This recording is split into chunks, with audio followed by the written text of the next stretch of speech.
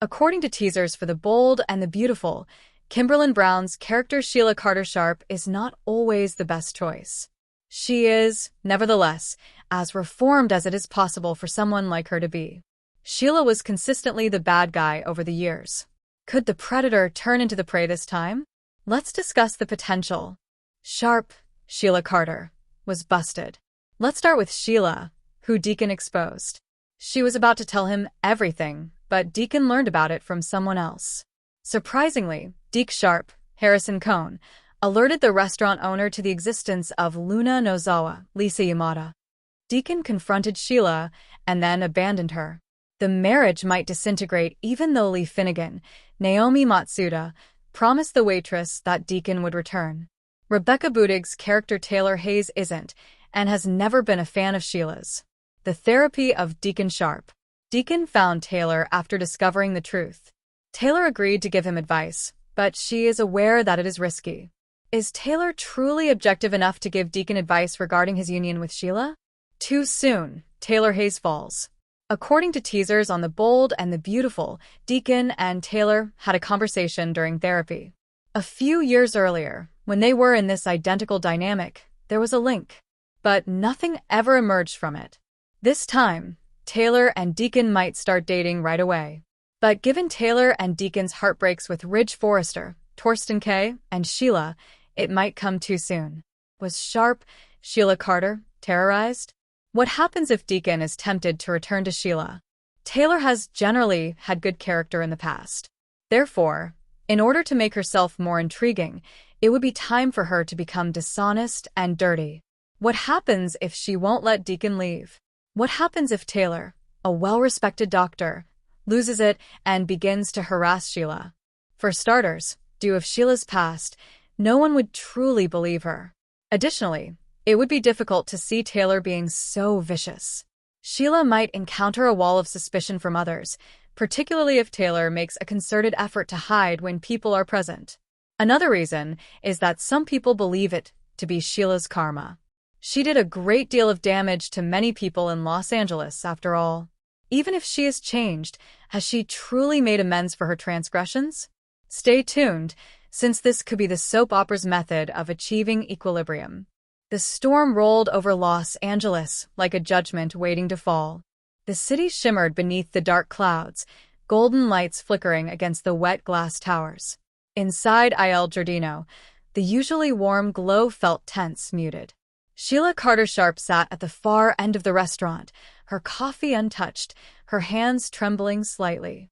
The woman who once made others tremble now found herself haunted by the fear that everything she had built was about to collapse. Deacon's voice still echoed in her head, hard, cold, wounded. You should have told me, Sheila. I had to hear it from Deke of all people? From my own son. The betrayal in his eyes had cut her deeper than any police handcuffs, deeper than any bullet she'd ever dodged. Sheila had faced death, madness, and prison walls, but nothing terrified her like the idea of losing the one man who had seen good in her. At another table, Lee Finnegan glanced discreetly in Sheila's direction. She had no love for the woman, but part of her pitied her too. He'll come back, she told the waitress softly earlier that evening. But even Lee knew her reassurance was thin ice over a lake of doubt. Deacon, meanwhile, was driving through the city, rain streaking across the windshield like tears he couldn't shed. He'd gone to Taylor Hayes' office on impulse, the one person who could untangle the storm in his head. Taylor greeted him with calm professionalism, but the concern in her eyes gave her away. Deacon, she said softly, motioning for him to sit. You look like you've been through hell. He gave a bitter laugh. Try being married to Sheila Carter and finding out she's been lying again. I'm living there. Taylor folded her hands in her lap. You know as well as I do, people like Sheila, change doesn't come easy. But you've changed, Deacon. Maybe it's time to ask yourself why you're drawn to someone like her. He looked up sharply. Because she gets me. Because she knows what it's like to be hated and still want to be better. Taylor's expression softened. And because you think saving her will save you. The words hit hard. He turned away, running a hand over his face. Maybe you're right, but it's not that simple. I love her, Taylor. I hate that I do, but I can't just turn it off. They sat in silence for a moment, the clock ticking softly in the background. Taylor felt a flicker of something she hadn't expected. Empathy, maybe even attraction. She remembered the nights she'd talked Deacon off the ledge years ago, how he'd made her laugh when she hadn't thought she could. But she pushed the feeling down. "You came here for help," she reminded herself silently. "Not for this." Still, when their eyes met again, there was a pull neither of them could deny. Over the next few weeks, Deacon returned again and again. Sometimes to talk, sometimes just to sit in silence. The more time they spent together, the more they began to understand each other's brokenness. And one night, when the air was heavy with confession, Deacon reached across the space between them.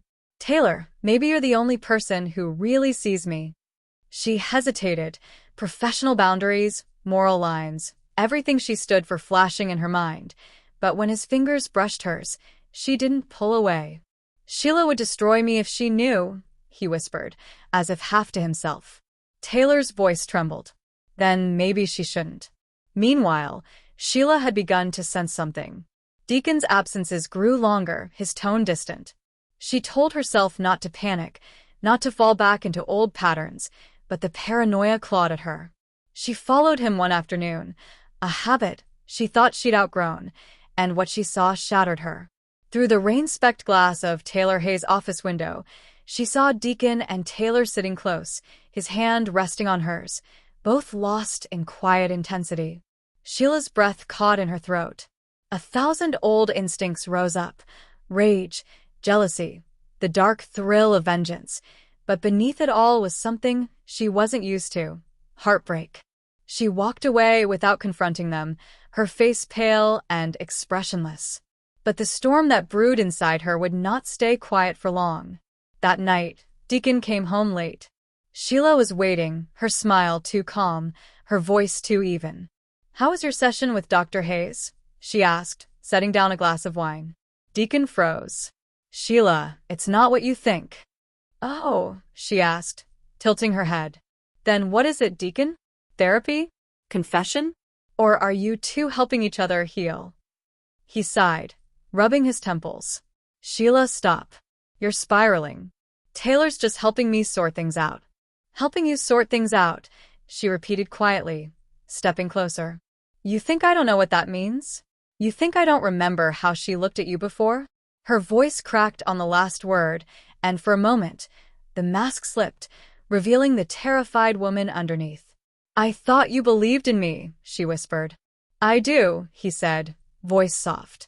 "But I can't keep living like this, walking on eggshells, waiting for the next lie to come out. I needs peace, Sheila."